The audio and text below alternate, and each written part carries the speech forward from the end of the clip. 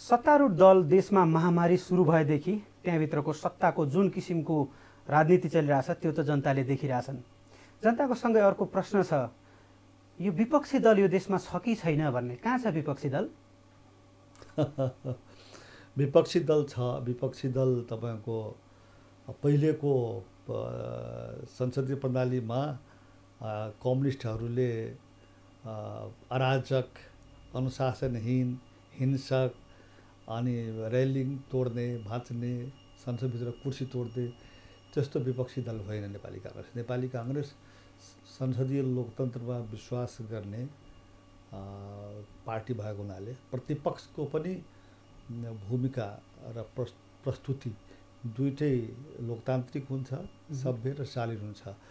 त्यसकारणले प्रतिपक्षी दल छँदैछ। यो टिप्पणी चाहिँ त्यति जायज टिप्पणी जस्तो लागेन मलाई। सबैले सोध्न थालेछन् प्रतिपक्षी कहाँ छ भनेर। प्रतिपक्ष संसदमा छ, प्रतिपक्ष देशमा छ। नेपाली कांग्रेस पार्टी अहिले सरकारको सबै गलत क्रियाकलाप, जनविरोधी क्रियाकलापको बारेमा हामीले जे थाहा पाइरहेका छौँ संसदमा र जनताको बिचमा राखिरहेका छौँ। देशले पनि शालीन प्रतिपक्ष खोजेको अवश्य पनि, तर रेलिङ बढ्ने हो, तोडफोड गर्ने होइन। तर शालीनताका नाममा कांग्रेस निधाएको त छैन कतै? छैन, कतै नै। कांग्रेस एभ्री डे बोलिरहेको छ। नेपाली कांग्रेसले तपाईँको त्यो सुरुदेखि नै, जुन बेलादेखि नेपाली कांग्रेस तपाईँको प्रतिपक्षमा संसदीय चुनाव भयो, चुनाव पछिको गतिविधि हेर्नुहुन्छ भने हरेक दिन नेपाली कांग्रेसको प्रवक्ताले, नेपाली कांग्रेसको नेताले, जिल्ला सभापतिहरूले, सदस्यहरूले, भ्रातृ सङ्गठनहरूले, स्वैच्छिक सङ्गठनहरूले आफ्नो ठाउँबाट बोलिरहेको छ। मिडियामा बोलिरहेको छ, संसदमा बोलिरहेको छ। अहिले त प्रतिपक्षले त बोल्ने नै हो, अहिले जनताको बिचमा कुरा राख्ने हो, सरकारको गलत क्रियाकलापलाई उजागर गर्ने हो, भण्डाफोर गर्ने हो। त्यो त हामी गरिरहेका छौँ नि। तर रोगमा, भोकमा, यो अभावमा राज्य जनता कहाँ पुगेन? कुनै विपक्षी दलको तपाईँहरू जतिको ठुलो नेताहरू पनि जनताको घरमा गएर सन्चो बिसन्चो के छ भनेर अहिलेको होइन, जुन बेलामा तपाईँको बाढी पहिरो आयो, भुइँचालो आयो हुन्छ अथवा अरू काम हुन्छ, हामी गइरहेकै छौँ। अहिले तपाईँको कोरोनाको कारणले गर्दाखेरि हामीले घर घर जाने, जुलुसमा जाने त्यो काम गरिरहेको छैनौँ। किनभने कोरोनाको जुन आचार संहिता हो, कोरोनालाई नियन्त्रण गर्ने र कोरोनासँग बच्नको लागि नै के भन्छ भने सामाजिक दूरी गर भन्छ, भौतिक दूरी गर भन्छ। त्यसकारणले त्यो कारणले मात्रै हो हामी जनताको बिचमा जुन रूपमा नर्मल अवस्थामा जानु पर्थ्यो त्यो रूपमा गइरहेको छैनौँ। होइन भनेदेखि त हामी गइरहेको छौँ। मान्छेहरू तपाईँले पनि सुन्नु भएको छ होला, सामाजिक सञ्जालमा तपाईँ आफै पनि सक्रिय हुनुहुन्छ। विपक्षीले पनि, सरकारले पनि सामाजिक दूरी जनतासँग मात्र कायम गरेको छ। आफ्नो गठबन्धन चाहिँ बालुवाटारमा चलिरहन्छ लेनदेनको। त्यो अर्को कुरा हो, त्यो ठिक हो। त अहिले म तपाईँ पहिले सबभन्दा डिपिजी आजकै घटनाको बारेमा ध्यान आकर्षण गर्न चाहन्छु। म सबभन्दा पहिले रामचन्द्र पौडेलजी नेपाली कांग्रेसको वरिष्ठ नेता हो, देशको उप प्रधानमन्त्री भइसकेको मान्छे, सभामुख भइसकेको मान्छे हो। लोकतान्त्रिक आन्दोलनमा नेपालमा कुनै पनि नेताहरू भन्दा कम होइन। त्यस्तो नेताले आज यो तनहुँमा उहाँले ब्यास नगरपालिकाको 1 नम्बर र 11 नम्बर वडालाई जोड्ने पुलको उद्घाटन गर्न जाँदाखेरि सरकारले तपाईँको निषेधाज्ञा जारी गर्यो। अचम्मको छ यो। निषेधाज्ञा जारी गर्यो, टियर ग्यास चलायो, लाठीचार्ज गर्यो। रामचन्द्र पौडेल जस्तो नेतालाई लछार पछार गरेर हिरासत थुनामा राख्यो, नियन्त्रणमा राख्यो। त्यहाँको हाम्रो नेपाली कांग्रेसको दर्जनौँ कार्यकर्तालाई, नेताहरूले तपाईँको थुनामा राखेको छ। र मैले त्यहाँको स्थानीय प्रशासनसँग बुझ्दाखेरि यो केन्द्रीय सरकारको आदेशबाट निषेधाज्ञा गरेको यो कस्तो प्रणाली, कस्तो सरकारले तपाईँले सरकारको कुरा गर्नुभयो। यो सरकारको र सत्ताधारी दलको दुईटैको हेर्दै हो भनेदेखि तपाईँको जनविरोधी र तानाशाही प्रवृत्तिको नाङ्गो रूप हो यो। मलाई यो पनि प्रश्न छ सरकारसँग डिपिजी, म तपाईँको माध्यमबाट गर्न चाहन्छु। मैले सुनेको के भनेदेखि ल यो त सत्तापक्षले उद्घाटन गर्न पाउने हो, कहाँ प्रतिपक्षले गर्न? यस्तो केही हुन्छ लोकतन्त्रमा? के सरकारले र सत्तापक्षको दलले, सत्ताधारी दलले, सत्ताधारी नेताहरूले मात्रै कुनै पुलको कुनै विकासको काम उद्घाटन गर्न पाउने प्रणाली हो र यो? प्रतिपक्षले पुलको उद्घाटन गर्न पाउँदैन। त्यहाँको स्थानीय तहले, उपभोक्ता समितिले सबैले तपाईँको मैले सोद्धाखेरि सर्वसम्मतिबाट निर्णय गरेर रामचन्द्र पौडेलजीको तर्फबाट उद्घाटन गरौँ भनेर गरेको छु। रामचन्द्र पौडेलले उद्घाटन गर्न आउला भनेर सरकारले तपाईँको त्यहाँ निषेधाज्ञा जारी गर्यो। अरू कारणले होइन, त्यहाँ हो हल्ला भन्छ, अशान्ति मचिन्छ, त्यस कारणले होइन होइन। तर के भनेदेखि पुल उद्घाटन गर्न नेपाली काङ्ग्रेसको नेता आउँदै हुन्छ, त्यसकारण निषेधाज्ञा जारी गर्यो। निषेधाज्ञाको आवश्यकता र औचित्य जुन तपाईँको कानुनमा छ, लोकतन्त्रमा हुन्छ, त्यो धज्जी उडाएको छ सरकारले। एकातिर त्यो गरेको छ। म सरकारको यो कामको घोर निन्दा गर्दछु, भर्त्सना गर्दछु।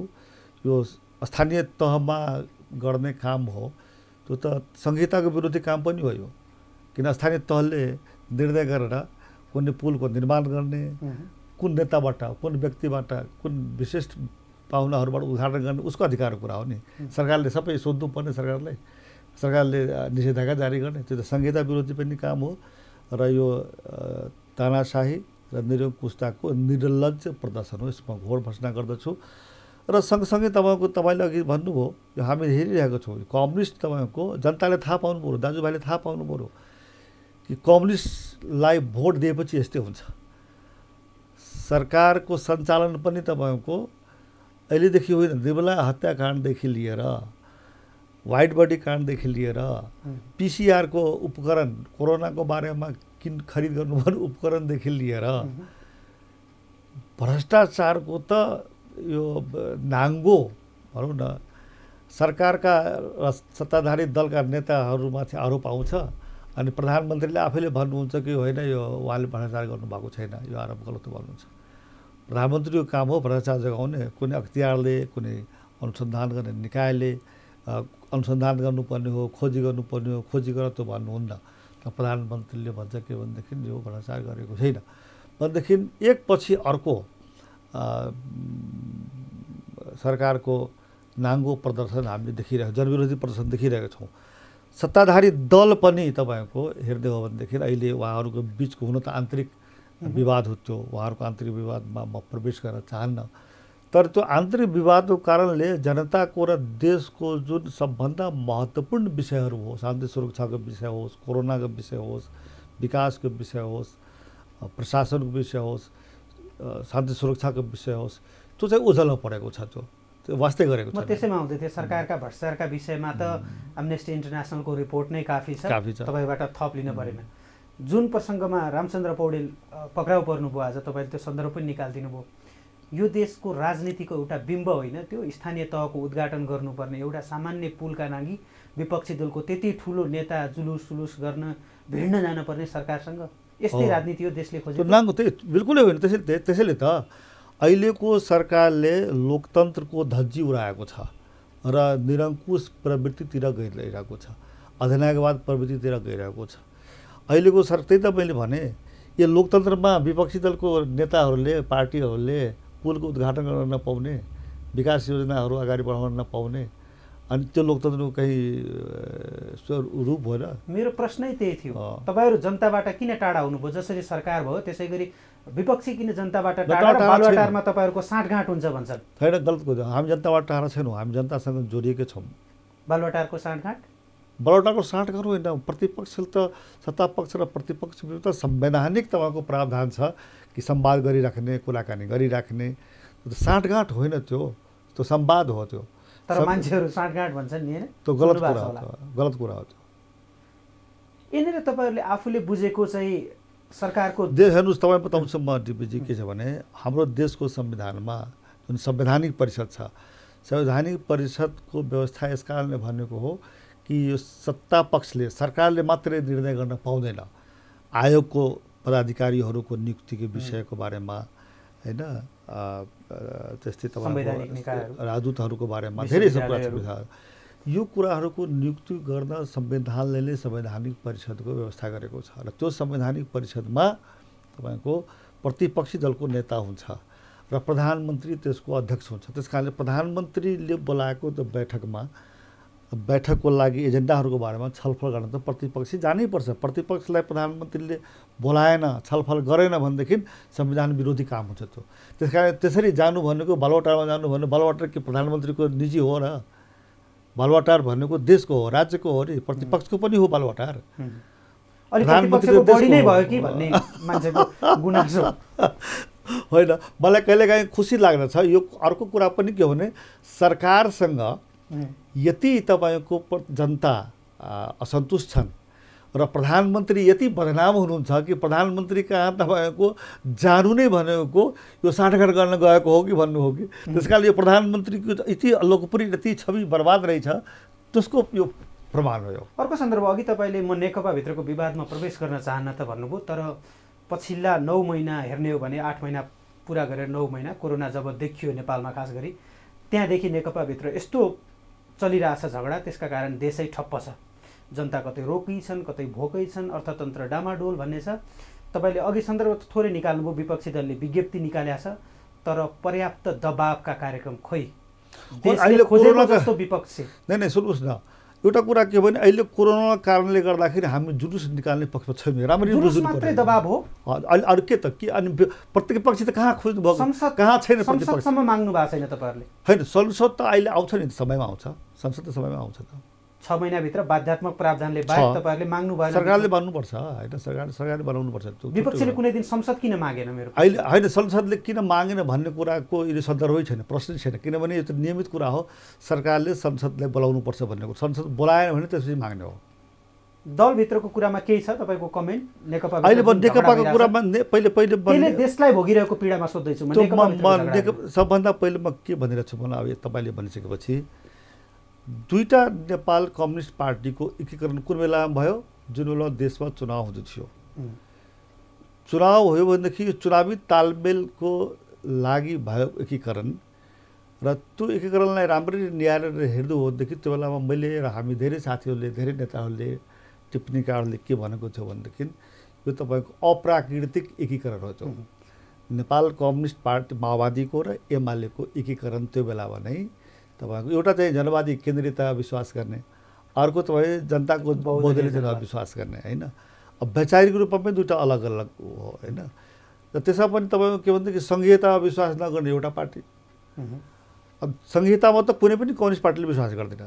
त्यही पनि उनीहरू कम्युनिस्टकै तपाईँको आफ्नो जुन उनीहरूको एजेन्डा हुन् त्यो एजेन्डासँग पनि उनीहरू एकअर्कासँग मेल नखाएर भने पनि त्यो खालि पदीय चुनावमा जित्यो भनेदेखि सरकार बनाउन पाइन्छ, मन्त्री बन्न पाइन्छ, पदको बाँडफाँड गर्न पाइन्छ।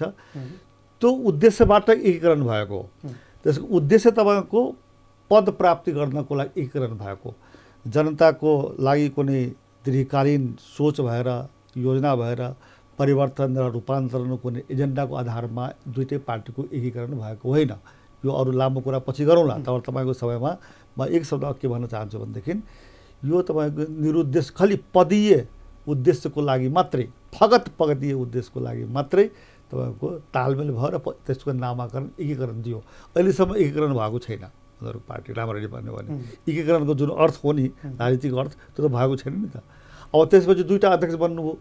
दुईवटा अध्यक्षमा के भन्यो भनेदेखि यो हामी टेम्पो हो र यो जेट हो, जेट चलाउनको लागि दुईवटा पाइलट चाहिन्छ। हामीलाई थाहा छैन राम्ररी, जेट चलाउनको दुईवटा मात्रै होइन, 6वटा 4वटा जस्तो किसिमको जेट छ त्यो दुईवटा पाइलटको व्यवस्था हामी। तर मैले एउटा के भनेको छु, मैले यहाँ त्यो बेलामा हाम्रो वायु सेवा निगमको पदाधिकारीहरूलाई, विज्ञहरूलाई सोधेको थिएँ र मैले सोद्धाखेरि जवाब पाएको थिएँ जुन मेरो मनमा थियो। त्यो के भनेदेखि तपाईँको जतिवटा पाइलट भए पनि एउटा चाहिँ चिफ पाइलट हुन्छ, बाँकी को पाइलट हुन्छ। को पाइलट भनेको मेन पाइलटको अन्डरमा हुने हो। त्यो नभइकन जेट चल्दैन। तर उहाँहरूले कस्तो दिनु भनेदेखि मान्नु सरकारको प्रधानमन्त्रीले बोलिसकेपछि चारैतिर जनताले हो दुईवटा पाइलट जेट उडाउँछ। अब आफै भन्नुहुन्छ दुईवटा पाइलट कहाँ गएर जेटलाई कहाँ गएर तपाईँको ट्रबलमा पारिसकेका छन्।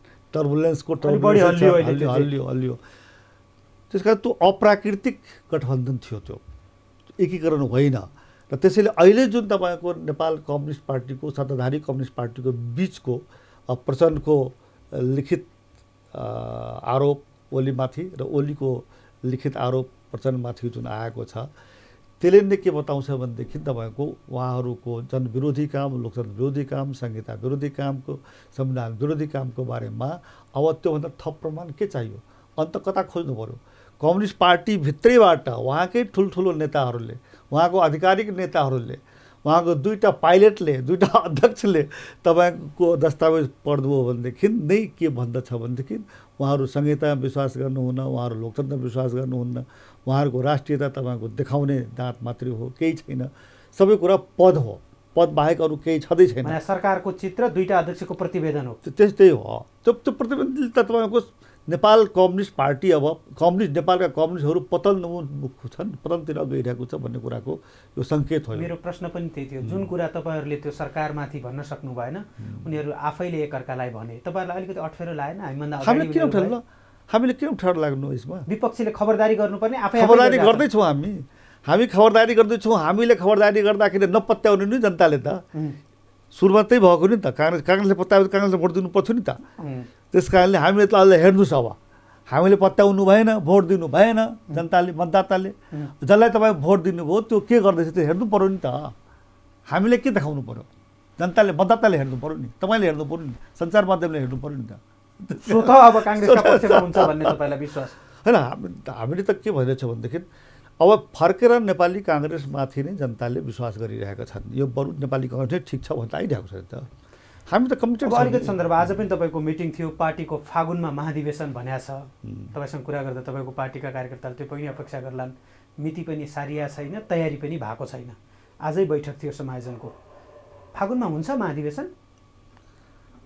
मलाई त हेर्नु फागुनमा हुन्छ भन्ने म व्यवहारिक कुरा गर्ने मान्छे हुँ। फागुनमा हुने छाँटकाँट म देख्दिनँ।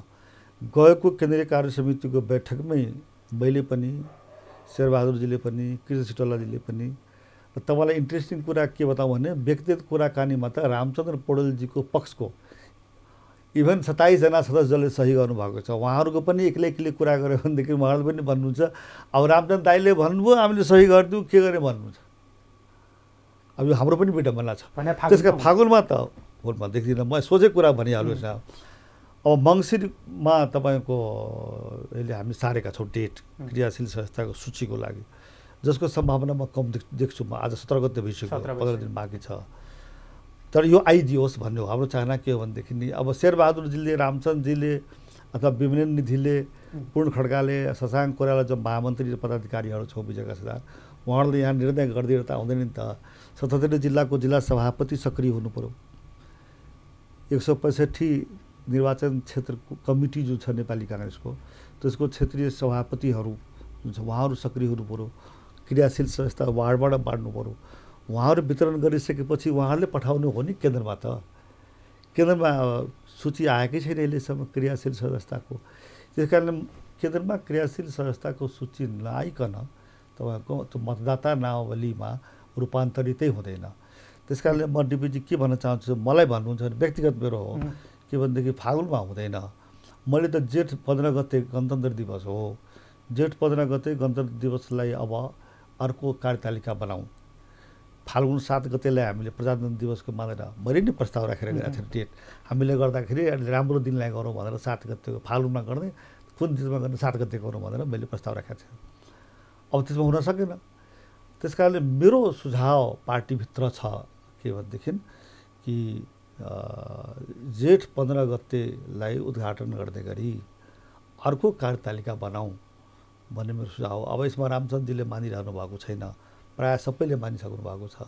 त्यस कारणले अब आधिकारिक निर्णय हुन सकेको छैन। भने जेठ 15 को गणतन्त्र दिवस काङ्ग्रेस उपसभापतिको प्रस्ताव हो, नयाँ मिति? मेरो चाहिँ प्रस्ताव व्यक्तिगत हो। अब यो अहिलेसम्म केन्द्रीय कार्य समितिमा पारितै गरेको छैन, छलफलै भएको छैन, छलफलै यसमा सन्दर्भ जोडौँ। बिचमा केही महिना यताका समाचार हेर्ने हो भने विमलेन निधिले शेरबहादुर देउवासँगको निकै लामो राजनीतिक यात्रालाई तोडे र अब आफै सभापति बन्ने तयारीमा अगाडि बढे भनेर सञ्चार माध्यमहरूमा समाचार। म अहिले लामो कुरा भन्दिनँ। सबभन्दा पहिले एउटा कुराको आपत्ति गर्छु म। मेरो शेरबहादुरसँग लामो राजनीतिक यात्रा तोडेको छैन र यो जारी रहन्छ। नम्बर 1, राजनीतिक यात्रा त सबैसँग जारी रहन्छ रामचन्द्र पौडेलसँग। तर तपाईँहरू दुईजनाको जस्तो घनिष्ठ थियो, मैले त्यसैमा सोधेँ। मैले होइन, त्यस कारण मेरो राजनीतिक यात्रा तोड्ने र जारी राख्ने भनेको दुईवटा शब्दावली अलग अलग शब्दावली हो। त्यस कारणले नेपाली काङ्ग्रेसका सबै साथीहरूसँग, केन्द्रीय नेतादेखि लिएर हाम्रो जिल्लाको क्षेत्रको सबै साथीहरूसँग यात्रा हाम्रो जारी रहन्छ। यो तोड्ने कुरै आउँदैन। नम्बर 1, अब मैले शेरबहादुर देउवाजीलाई साउन 29 गते नै सभापतिमा यसपालि लड्छु भनेर उहाँले आफ्नो कुरा राखिसकेको छु र देशभरिको साथीहरूलाई रामदेव पौडेलजी, प्रकाश मानजी, शशाङ्कजी, शेखरजी लगायत हाम्रो पार्टीको पदाधिकारीहरू पूर्ण खड्गादेखि लिएर ज्ञानबहादुर कार्कीदेखि लिएर विजय गजदारदेखि लिएर होइन सीतादेखि यादवदेखि लिएर सबैलाई मैले भनिराखेको छु, केन्द्रीय सभाको सबैलाई भनेको छु। म सभापतिमा म यसपालि उठ्न चाहन्छु भने तयारी गर्दछु भने मैले भनेको छु। अब तर यसको लागि अझ धेरै कामहरू गर्न बाँकी नै छ अहिले।